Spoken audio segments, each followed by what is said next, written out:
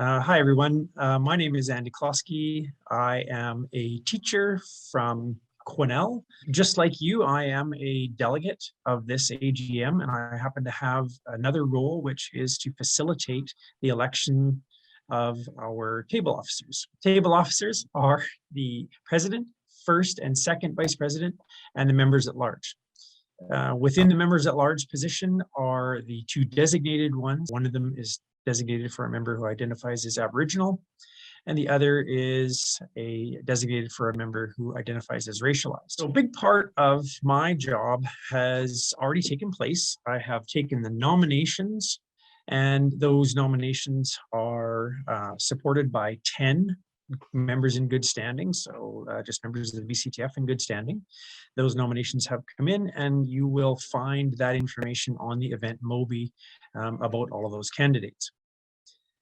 The election process begins with those nominations, and those nominations were closed at the end of the winter RA. Then we'll start the AGM by reopening nominations should there be any person who wants to run for any of those positions from the floor. If you are a member's guide person like myself, you will note that in bylaw 5, you'll find a lot of information about our executive committee. Specifically, bylaw 5.4 discusses the nomination process and the work that the nominating chairperson, which is me, does with regards to accepting nominations and running those elections. With regards to the AGM specifically, we're going to start this out with a question and answer period for your table officer candidate. That will start, I believe that is the first evening at the AGM. The next step is that we'll do a question and answer period for the members at large candidate. And then at some point in the proceedings of the AGM, I'll close all nominations and we will begin to set up for the voting. There is a couple of things that will happen there. We start by voting for president, then first vice president, second vice president, etc. You may see something happen where a candidate is unsuccessful for a particular position, and it will go through a process of dropping down to any position that they are eligible for. We will do our balloting or acclamation, as the case may be. If there's only one person for that particular spot, they will be declared elected. We will move on to the next spot. When the results are reported out, you may see it in a variety of ways.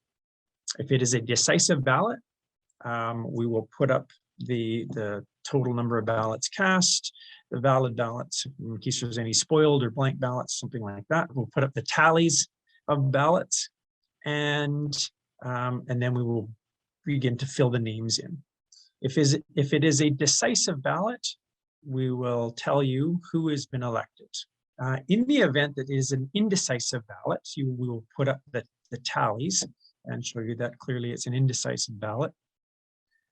In that case, the bottom name, if there's, I don't know, let's say there's 5 positions and there's 8 names that are on our ballot, we will automatically drop that bottom name off before the names come up. In the virtual space that we find ourselves now, I may give a little bit of time for motions to be made, because sometimes you may see where the meeting will make a motion to drop the bottom 2 names or whatever it is, but they may make a motion to do that.